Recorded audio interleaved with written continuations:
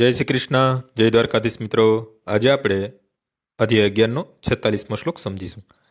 કિરીટિનમ ગદિનમ ચક્રહસ્ત મિચ્છામિ ત્વામ દ્રષ્ટુમહમ તથૈવ તેનેવ રૂપેણ ચતુર્ભુજેન સહસ્રબાહો ભવ વિશ્વમૂર્તે.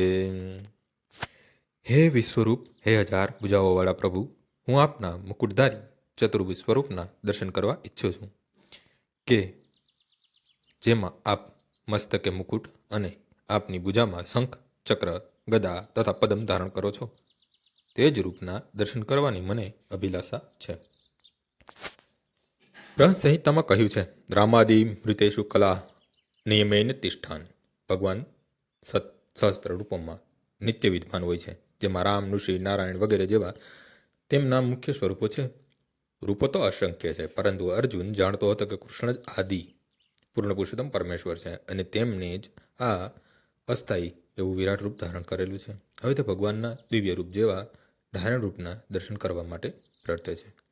આ શ્લોક દ્વારા શ્રીમદ ભગવત્તમના કથનનું નિસંદેહ સમર્થન થાય છે કે કૃષ્ણ આદિ પરમેશ્વર છે અને અન્ય બધા સ્વરૂપો તેમનાથી જ પ્રકટ થાય છે. કૃષ્ણ પોતાના અંશ વિસ્તારોથી ભિન્ન નથી અને પોતાના અસંખ્ય સ્વરૂપો પૈકીના પ્રત્યેકમાં તેઓ પરમેશ્વર જ હોય છે. આ સર્વ સ્વરૂપોમાં તેઓ નવયુવાન જેવા નિત્ય નિવિન જણાય છે. પૂર્ણ પુરુષોત્તમ પરમેશ્વર આ ચિરસ્થાયી લક્ષણ છે.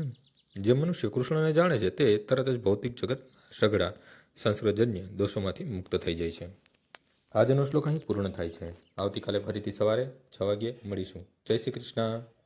શ્રી રામ શ્રી